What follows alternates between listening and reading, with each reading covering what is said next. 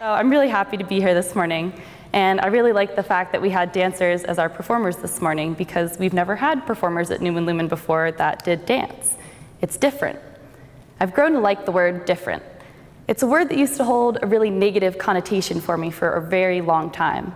It marked me as somebody who was wrong. I'm different. That was a bad word. I love words. I love that words can change depending on the story they're in. I love a good story too.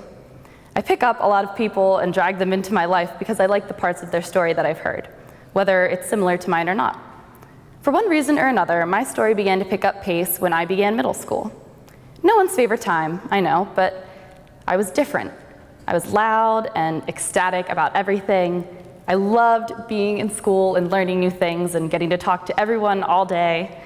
My classmates took notice of my different ways of seeing things and began to use them against me. Middle school gave me the average downfalls that you face when you're about to become a teenager in the public school system. Bullies, low self-esteem because that boy doesn't like you, the works. But then middle school dealt me a new world that I didn't know existed. I never knew that people could make you feel so wrong for something that you couldn't change. In middle school, I became sick. I got mono in the middle of 8th grade from my first kiss ever. And I assumed that once I was finally over my case of mono, I'd get to go back to school and everything would return to normal. But the meaning of the word normal had become unrecognizable. I came back to school and rumors flew, as they do among 13-year-olds, about where I'd been for 2 weeks. Everyone knew that I'd been really sick, but they had decided that it was with something much more foul and adult. I became a target. Kicked around, insulted, pushed, hit. I was a joke. No one understood what mono was at that age, and I didn't have the words I needed to properly explain. I'd hoped that the bullying would cease before long as I continued to get my strength back from being so sick. But I never got better. The symptoms wouldn't cease. It seemed that every week I was suffering from something else: loss of appetite, chronic fatigue, passing out, or the inability to keep food down. Everyone just assumed that I was faking it for attention or sympathy, trying to win back the friends that had left me when the rumors began. For 2 years, my mother toted me around from specialist to specialist, trying to discover why I just couldn't get better. Every doctor called me crazy. Some were worse bullies than the school kids. Thank goodness my mom never gave up on me, because after 2 years of searching, we finally found answers.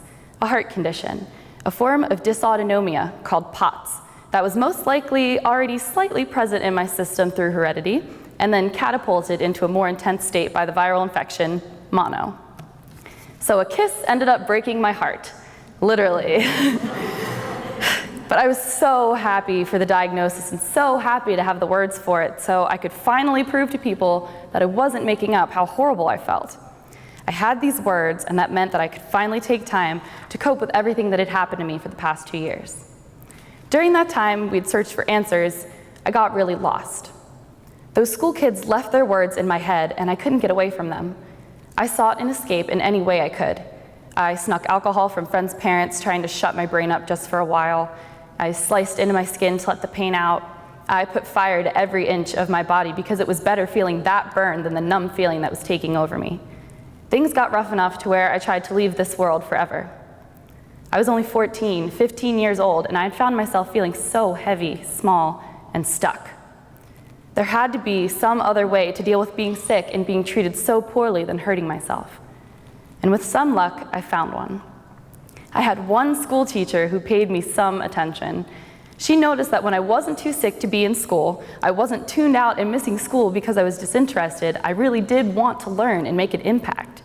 So she started showing me different ways that I could help myself. Different religions, philosophies, belief systems, just different ways of thinking about the situation I was in. And I'd never been a very religious person, but I'd felt like I was experiencing the world differently than the people around me. And I soon learned that this connection was my spirituality, and that spirituality just happened to be called Buddhism.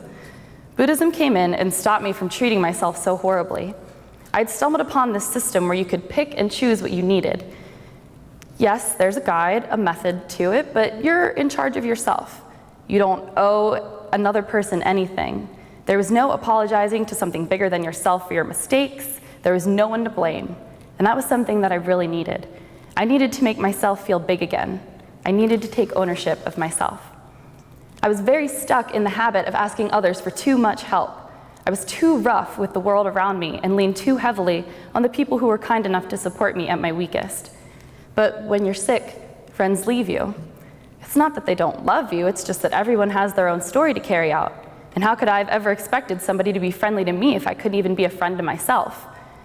How could I have let my words flow out when others' words were trapped in my head?